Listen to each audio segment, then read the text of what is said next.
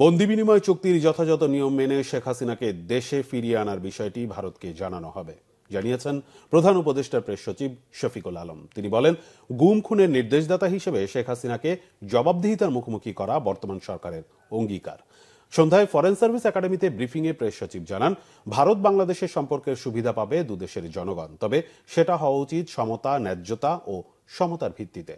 জাতীয় নির্বাচন ডেডলাইন প্রসঙ্গে শিক্ষা উপদেষ্টার বক্তব্য একান্ত ব্যক্তিগত বলে জানান তিনি। জানান, প্রধান উপদেষ্টার সাথে সোমবার ভারতের পররাষ্ট্র সচিবের সাক্ষাতের কথা রয়েছে।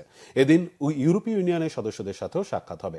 ভোজ্য তেলের সংকট নেই জানিয়ে প্রধান উপদেষ্টা প্রেস সচিব বলেন, রমজানে পণ্যের দাম সহনীয় রাখতে কাজ করছে সরকার।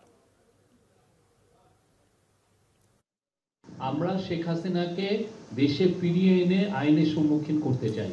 তাকে এই যে তার আমলে যে ম্যাস মার্ডার হলো, উনি জুলাই আগস্টে যে 1500-র উপরে মানুষের যে হত্যার তো মূল নির্দেশদাতা তিনি। তারপরে এর আগে যেগুলো গুম হয়েছে, উনি তখন হেড অফ দ্য গভর্নমেন্ট ছিলেন। তো এই পুরো জিনিসগুলোর জন্য জবাবদিহিতার জন্য আইনের আওতায় তাকে আনাটা, এটা হচ্ছে আমাদের একটা কমিটমেন্ট। আমরা এটা করব, কিন্তু এটা করার জন্য যেটা হচ্ছে যে যেহেতু ইন্ডিয়ার সাথে আমাদের একটা এক্সট্রাডিশন ট্রিটি আছে, সেটা এক্সট্রাডিশন ট্রিটিতে আবার কিছু সার্টেন লিগাল প্রসিডিউরটা করে তারপরে আপনি এটা একজনকে এক্সট্রাডিশন যেতে পারেন। তো আমরা সেই প্রসিডিউরটা আমরা কমপ্লিট করছি।